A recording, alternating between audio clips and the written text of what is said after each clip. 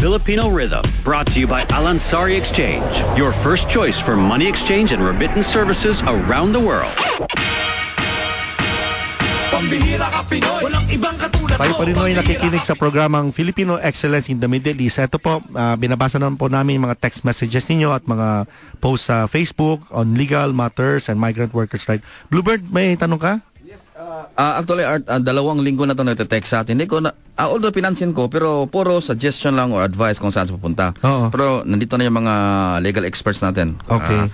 Ang katanungan niya, meron siyang cheque dati. Nawala, hindi na na-report sa police, nawala yung cheque niya. So, baliwala na lang sa isip niya eh. Okay. So, noong July, pauwi na sana siya. Nung umuwi siya nang nasa airport pa siya, na-hold siya. Dahil may cheque siyang ini-issue.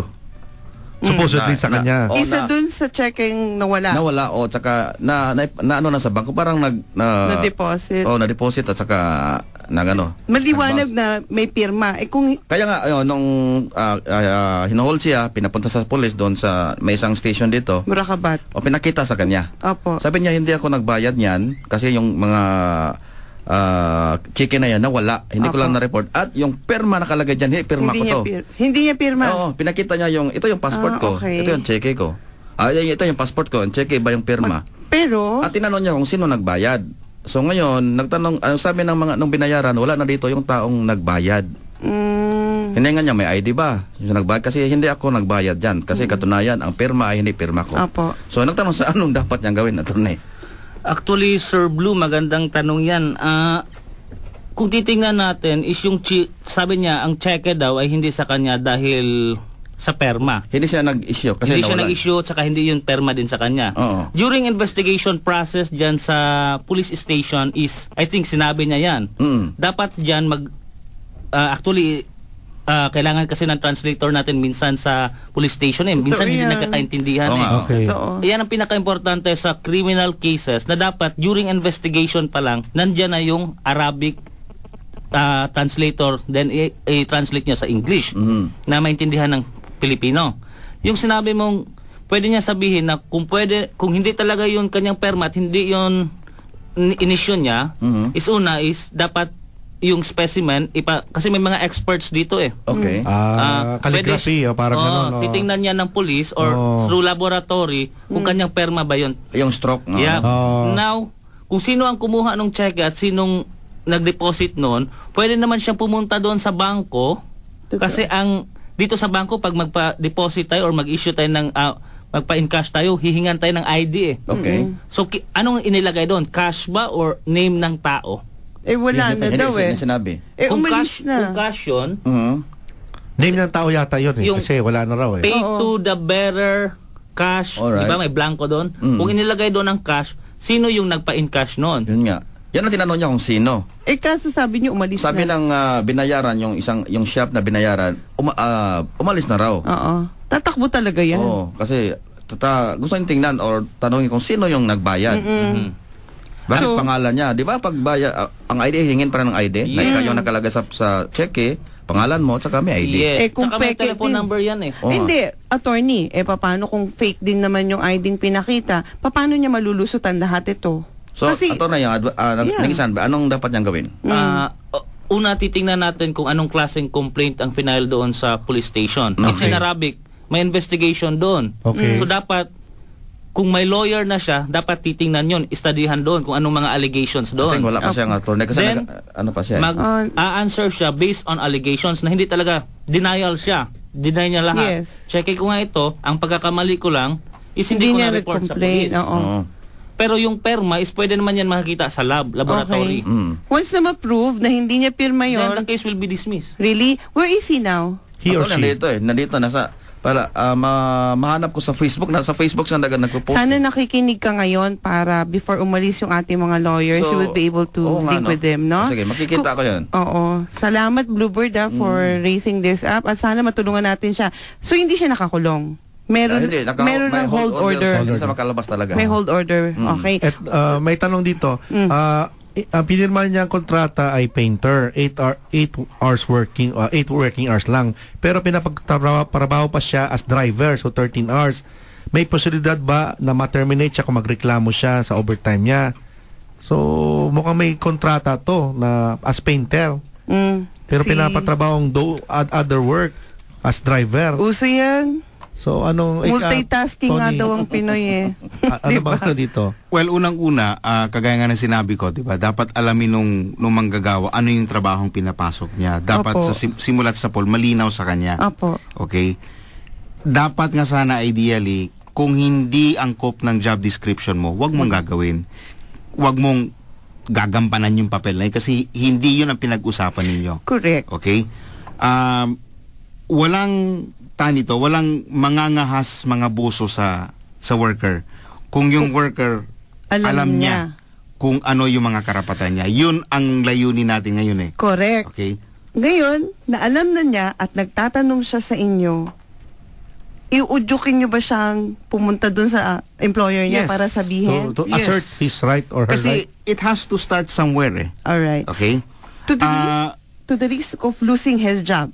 It's his decision. Walang initial step na walang peligro na involved in anything. Laki may risk. Okay? Oo. Lahat may risk. Oo. Hindi natin hinihingi sa mga nakikinig na magpakabayani sila. But somehow, di ba, paano mo pagtatanggol yung sarili mo, yung mga karapatan mo, kung hindi ka magrereklamo? Okay?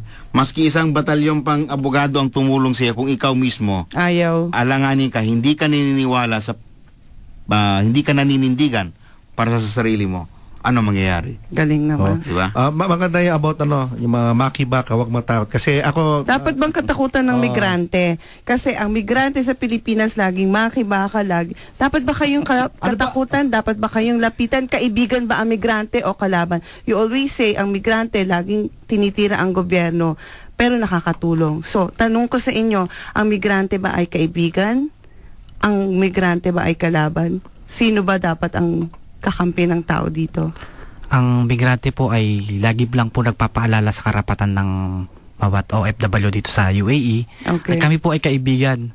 Meron din naman po kaming Diyos. Oo naman. At naniniwala rin po kayo doon. At lagi po kami lagi po kami nakikipagkaibigan at nagpapaalala po sa atin at laging nag-a-advise kung ano po dapat nating gawin.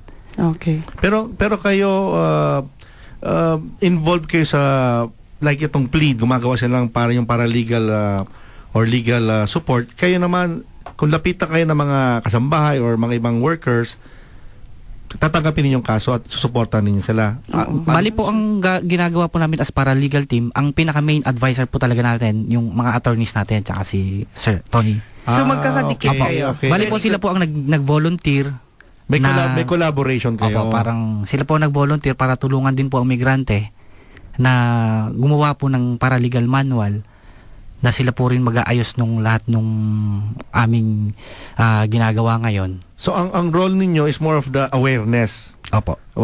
Political education, information, ganon. Opo. May tanong po ako, paano kung asawa nila ibang lahi? Kasi mga Filipino ang priority dito, 'di ba? Paano kung yung isang Filipina ay married to a foreigner tapos lalapit sa inyo? Bali po ang ginagawa namin po sa paralegal manual ay gagawin po namin siyang English para po maintindihan ng bawat isa. Pero hindi lang po para sa OFW yung Pilipino, pati po para sa ibang lahi na rin po. Ay, ang galing naman. Kami po ang kauna-unahang gagawa ng paralegal manual na pwede rin po sa ibang lahi. Ang galing naman. Pero priority, syempre ang mga Filipino. Po. Okay. Mga babayan po natin. Dapat lang kasi yan ang ating... Eto may humingi na number ng mga attorney. Pero may tanong ako, Art, kay Attorney Ian. Earlier on, we were talking about yung issue sa OE, yung paglabas sa Pilipinas, yung may karapatan ang bawat isang Pilipino na mag-travel. Anong masasabi niyo dito, Attorney Ian? Actually, ayon sa ating Constitution, 1987 Constitution, sa ating Bill of Rights is may karapatan tayong mag-travel. Opo. Okay. May karapatan tayong mag-travel except yung sa mga bansa na pinagbabawal. Okay. Okay, example UAE, pinagbabawal ba? Hindi. Hindi. So pwede tayong mag-travel doon. Okay. Now, ang tanong is bakit tayo ini-stop doon sa immigration? Because yung immigration is exercising their police power. Pero ang tanong doon is may guidelines ba na nakikita natin? Or titingnan lang yung mukha natin na kung mukha tayong may hindi pera. karapat-dapat huwag mong paalisin. Pero kung titingnan mo, ma'am, is yung visa mo is allowed ka na pumunta sa ibang bansa eh. Karapatan mo yun eh. So ang question doon, may constitutional question doon, yung Bill of Rights or right to travel versus the police power of the state. Okay. Which is magandang tingnan kung darating yung issue na yan sa Supreme Court. Oh, so ngayon, anong dapat gawin ng isang may kamag-anak na papunta dito, lahat legal? Lahat ginawa nila, let's say visit visa, may pumunta pa ng PCG sa consulate to get, the sponsorship and all this. Pero pagdating sa airport, hinold pa rin siya kasi mukha siyang mayaman. Kailangan magbigay ng kung magkano man. Actually, yun ang pwede nating, actually, mas maganda kasi yung ma-caught in the act mismo yung immigration officer kung sino yung humihingi ng ganun eh. Ina-advise nyo bang magdala ng I have the right to travel? Actually, alam na yan nila eh. Nasa immigration, karapatan na yan ng bawat Pilipino ang lumabas, right to travel, except those yung sa mga bansang pinagbabawal. Opo. Okay? Pero yung sinasabi nating police power na sinasabi natin, kasi ayaw nila yung human trafficking eh. Totoo po yun. Bawal protektahan din nila yung mga Filipinos eh. Totoo po yun. Pero ang tinitingnan natin, ano yung guidelines? Kung paano lang i-implement yung police power eh. Yep. Na maganda yun kasi hindi na sa mukha, sa itsura eh.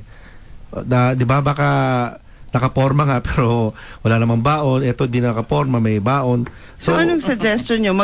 Let's encourage na magkaroon ng signature na actually ang dapat magtanong yan yung may mga legal standings, okay? Sino yung mga may legal standings? Yung mga OFW or yung mga nabiktima na mga ganon? Okay, yung mga nabiktima naman, pag ini-invite natin na pwede ka bang maging state witness or magiging pogi para at least makikita natin kung sino yung immigration officer. Umaatras na. Umaatras bigla. Totoo po yan. So, mahirap tumulong sa taong hindi gusto matulungan. Ang migrante ba pwedeng mangolekta ng case studies na ganito? Mga taga-migrante para lang mabuo na once and for all kasi malaking pera yung nawawala, di ba? 25,000, 20,000. Yung mga pahaging-haging lang, sakit sa puso nun eh. Pupunta ka nga ng ibang bansa. Anong may step ba kayong ganito, Amor? Bali po, base kay attorney, yung mga ebidensya pong kinakalap namin yun din po yung mga taong hindi rin po nakikipag-cooperate. So nahihirapan din po ang migrante tungkol doon. Tama si Sir Tony. Hanggat hindi kayo hanggat pumapayag kayong maloko kayo, maloloko kayo. Tama na ingas-ngas nga, Rod. Diba? Kung wala rin mo. Mag-break tayo. Pagbalik natin, mag-usapan natin ano ang yung mga, kasi marami mga iba dito baka expired na. Ibig sabihin, illegal aliens na dito.